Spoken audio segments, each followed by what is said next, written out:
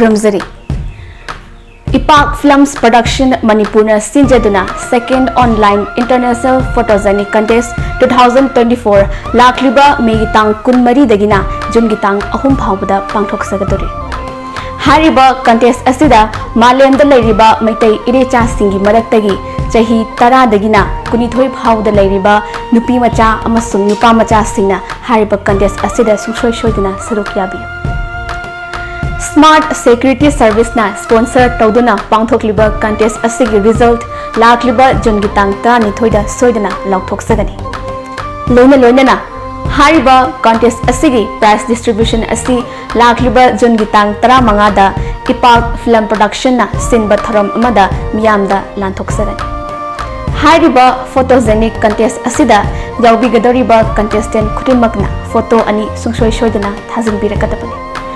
Photo anisigi manungda amadi Sungsoi Shoidana Manipurgi Ngamkhei Kaiba Yaroi Mitopna Mapu Sarakpa Yaroi hariba slogan asiga loinaba photo oigadabani.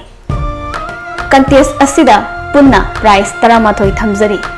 Prize tingadudi Ipak Best Photogenic Award, Ipak Popular People Choice Award, Ipak Second Best Photogenic Award, Ipak Third Best Photogenic Award, Ipak Best Beautiful Eye, Ipak Best Beautiful Hair, Ipak Peace Special Award for Photogenic, Ipak Best Costume Designer, Ipak Best Makeup, Ipak Best Photographer Amadi, Ipak Best Striking Post Hariba Pricing Asini.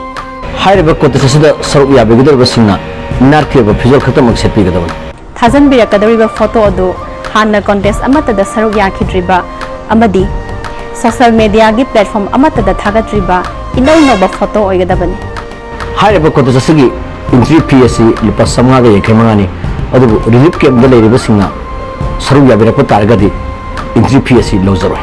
Hariba aku pamjaba sanau sina contest asida saruk yabiu loinana nandamasita leiriba ipungkutin mona hariba contest asi support tawiu.